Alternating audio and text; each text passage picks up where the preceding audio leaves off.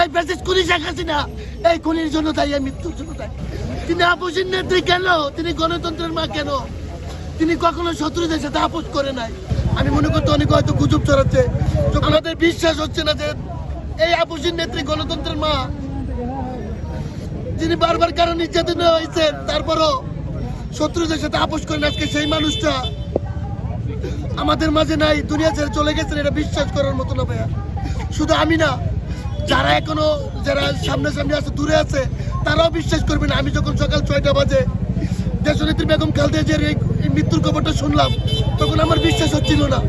আমি মনে করতে অনেক হয়তো গুজব ছড়াচ্ছে, যখন আমার বন্ধু বান্ধব কিছু আত্মীয় স্বজনের কিছু জানতে পারলাম যে এই মানুষটা আমাদের মাঝে নেই, আমাদের মাঝে থেকে চলে গেছে, আমি হয়তো আর 10টা মিনিট ঘরে থাকতে পারি নাই।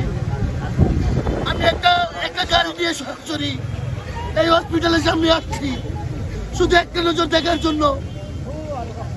এই মানুষটাকে যে ছোট্টবেলা থেকে লালন করে রাজনীতিতে আসছি, তিনি আপোষের নেত্রী কেন? তিনি গণতন্ত্রের মা কেন? তিনি কখনো শত্রুদের সাথে আপোষ করে নাই, কখনো মানুষকে ছেড়ে চলে যায় নাই। গণতন্ত্রের জন্য লড়াই করছেন, জনগণের জন্য লড়াই করছেন, বাংলাদেশের জন্য লড়াই করছেন। এই ব্যাসিস খুনি শেখ হাসিনা এই খুনির জন্য দায়ী, এই মৃত্যুর জন্য দায়ী। আমরা মনে করি যারা বেগম জিয়াকে লালন করি, বিএমপি করি, এই খুনি শেখ হাসিনাকে বাংলাদেশের মাটিতে এনে তাকে যেন ফাঁসিতে ঝুলানো হয় এবং তার লাশটা যেন এই বাংলাদেশে খবর না দেওয়া হয়, তাকে যেন ইন্ডিয়ায় খবর দেওয়া হয়।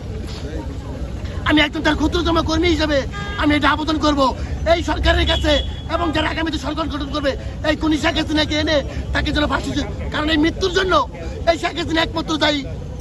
তাকে বিভিন্নভাবে ইঞ্জেকশন দিয়ে তাকে শরীরের ভিতরে পুশ করে তাকে তার শরীরটাকে অকার্য করে দিয়েছেন।